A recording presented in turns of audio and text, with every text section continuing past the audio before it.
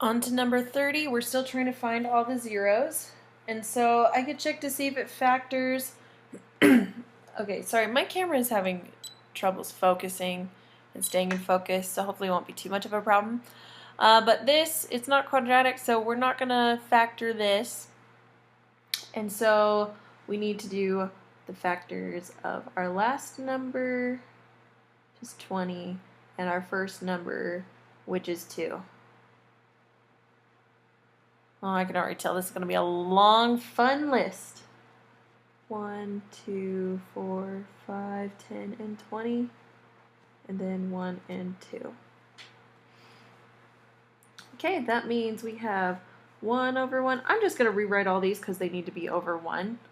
And so we'll just go that 2, 4, 5, 10, 20. And now I have 1 over 2. 2 over 2, that's just 1. I already wrote that, so I'm not going to write it again. 4 over 2 is 2. Already wrote that, not going to do it again. 5 over 2. 10 over 2 is 5, which is, I have it. 20 over 2 is 10, which I already have. So this is my list. And so this, especially with a question that gives you a fun list like this, we're going to bring in the calculator. So we're going to go to y equals, and we're going to type in our equation. 2x to the 4th minus 13x squared plus 20. And now I'm going to quit out of that by hitting second in mode. And now our favorite sequence, vars, y-vars, function, y1. And we're just going to start testing values. That didn't work. If I want to not have to do that sequence every time, I can hit second and then I can hit enter. And it's going to bring up that entry again, and then I can just change the middle stuff. Nope. Maybe -2? Oh, got it. Okay, -2.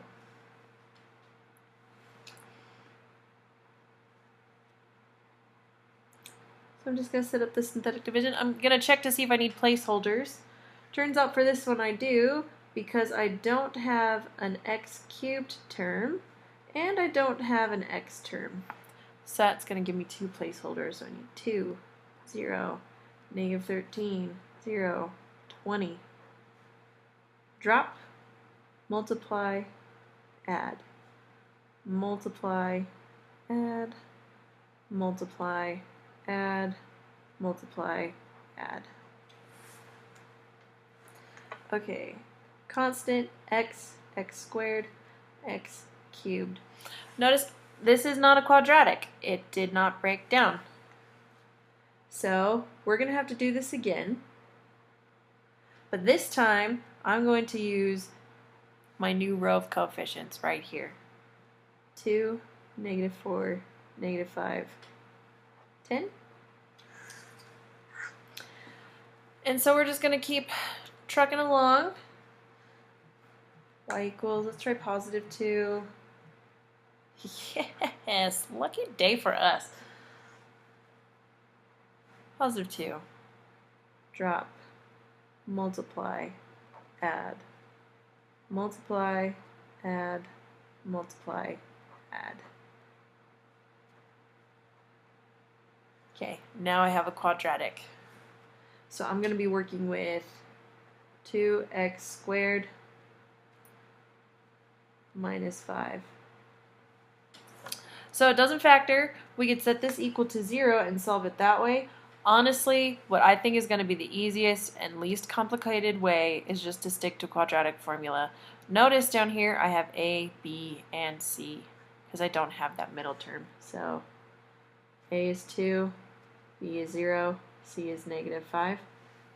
You don't have to write that down. You can just know it comes from here, but I just wanted to make sure you had it. So x equals opposite b. 0 doesn't have an opposite. It's cool like that. Plus or minus the square root of b squared minus 4 times a times c all over 2a. So I get 0 plus or minus the square root.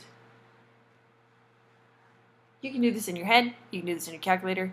I see -8 times -5 is positive 40 over 4.